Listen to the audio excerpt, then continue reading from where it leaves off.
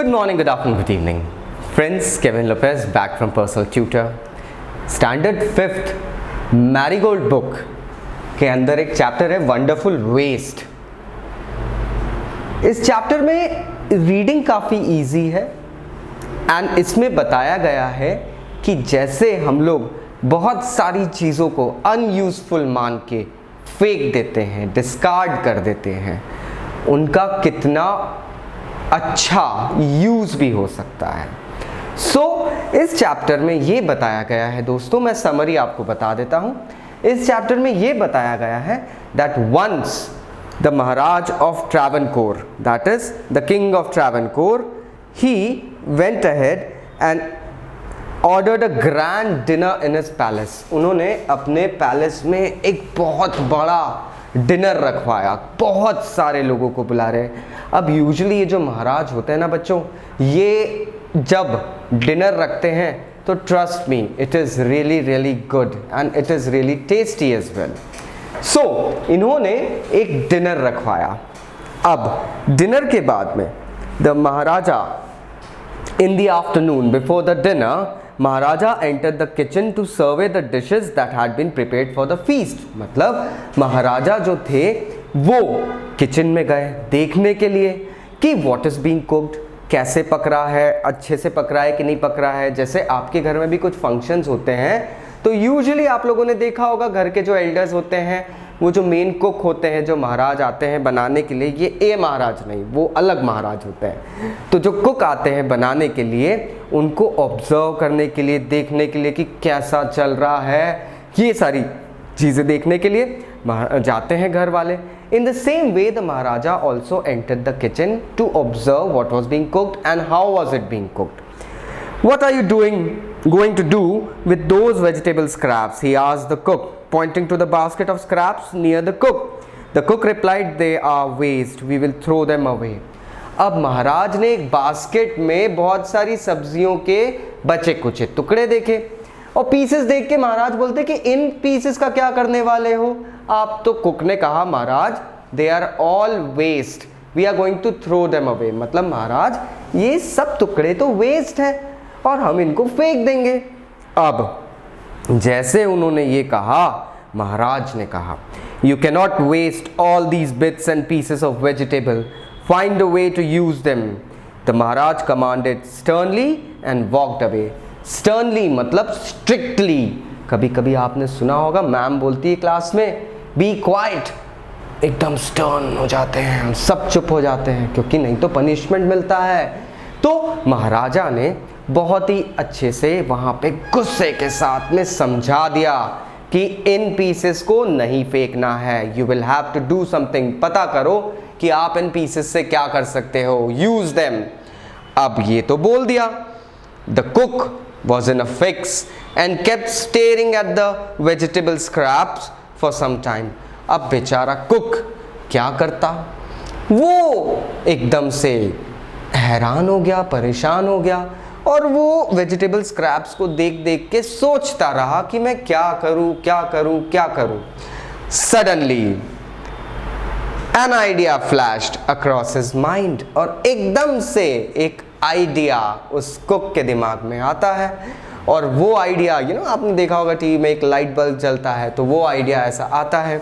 What he did, he took all the vegetable bits, washed them and cleaned them well. उन्होंने क्या करा, cook ने सारे vegetable के पीसेस जो थे वो लिए, उनको बहुत अच्छे से धोया, उनके ऊपर जो भी अनयूज चीज़ें थी वो हटा दी और साफ करके रख दिया। Then he cut them into long stripes and put them in a huge pot and placed it on the fire to cook. उन्होंने ये करा, उन्होंने उन वेजिटेबल को लंबी लंबी स्ट्राइप्स में काट दिया। स्ट्राइप्स होती है जैसे आप घर में कैरेट्स वगैरह, पंजाबी सलाद में जो कैरेट्स वगैरह डलते हैं, या लॉन्ग कैरेट्स और क्यूकम्बर जो होता है वो डलता है, उस चीज़ के कारण इन्होंने भी वैसे लंबे लंबे पीसेस में इन वेजिटेबल्स को काट दिया और उसको पॉट पे रख के नीचे फायर ऑन कर दी और उसको एकदम से पकाने लगे। नेक्स्ट ही ग्राउंडेड सम फ्रेश कोकोनट। अब चूंकि ट्रैवनकोर साउथ इंडिया है, केरला है दोस्तों, तो वहाँ कोकोनट के बिना तो कोई खाना बनता ही नहीं है। एंड यमी होता है। What he did, he grounded some fresh coconut. Coconut की चटनी आप सबने खाई होगी। He did the same thing. थोड़ी सी ग्रीन चिली, हरी मिर्च जो होती है, एंड गार्लिक जिसे हम हिंदी में लहसुन भी कहते हैं, इन सबको उन्होंने पीसना शुरू करा, एक पेस्ट बनाया और उसके अंदर सॉल्ट भी ऐड कर दिया। अब इसके बाद में what he did, he ground some fresh coconut, garlic, chilies and garlic together, green chilies and garlic together, and he added this paste and some salt to the cooking vegetable. अब उन्होंने क्या करा, उन्होंने इन वेजिटेबल्स के अंदर ये पूरा paste डाल दिया। अब जैसे जैसे वो पकता गया, a tempting smell started coming from the pot. जब मम्मी किचन में मैगी बनाती है तो खुशबू पूरे घर में फैल जाती है, ट्रस्ट मी। उसी तरीके से यहाँ पे भी एक पॉट में अंदर से ऐसी खुशबू आने लगी कि चारों तरफ लोग एकदम से उसके प्रति अट्रैक्ट होने लगे। Now he whipped some curd and added it to the curry. उसके बाद में कर्ड, थोड़ा सा दही लिया, उसको खूब अच्छे से whip करा, जिसे फेंटना कहते हैं, एंड उसको करी में डाल दिया। अब दोस्तों ये साउथ इंडिया में यूजुअली देखा जाता है कि कर्ड को हमेशा करीज में डालते हैं ताकि उसका टेस्ट और उठ कर आए, थोड़ा सा खट्टापन आ जाता है, एंड इसने भी यही करा। He also poured a few spoonful of coconut oil and decorated the dish with curry leaves. अब उन्होंने थोड़ा सा कोकोनट ऑयल भी उस डिश के अंदर ऐड कर दिया। ट्रस्ट मी, मुझे तो भूख लगने लग गई। एंड उसके ऊपर करी लीव्स जो होती है वो बेसिकली अगर हम देखें तो आपकी मम्मी या आप अपने दादी से पूछ सकते हैं व्हाट आर करी लीव्स, जिसे हम लोग मीठा नीम भी कहते हैं। उन्होंने ये भी ऐड कर दिया एंड फिर तो क्या डिश बनी होगी friends, you can just imagine. Now lo and behold the new dish was ready. The cook serve this new dish to the guests that evening. और बस ये नई डिश तैयार हो गई और कुक ने इस डिश को उस दिन जितने गेस्ट आए थे शाम को उनको डिनर में सर्व भी करा। And everyone was eager to know the name of new dish. अब लोगों को एकदम से लगा वाह ये तो बहुत बढ़िया चीज़ बनाई है, लेकिन इसका नाम क्या है?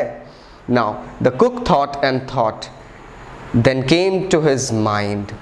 कुक ने बहुत सोचा कि यार मैंने डिश तो बना दी है, लेकिन मैं क्या नाम दूँ? फिर फाइनली एक नाम उनके दिमाग में आया and then a name came to his mind. He named it Avial. अब यहाँ पे जो नेम दिया है that is Avial. So friends, अगर आप लोग साउथ इंडिया में हैं तो I guess now you remember the name very nicely. Avial, ये जो डिश है उसकी स्टोरी यहाँ से शुरू होती है। Avial became famous all over Kerala and is now one of the dishes in a traditional Kerala feast. And imagine it all came from a basket of waste. अब अवियल आज केरल में कोई सा भी फंक्शन होता है, कुछ भी चीज़, जैसे हर स्टेट की कुछ अलग अलग फेमस डिशेस होती है।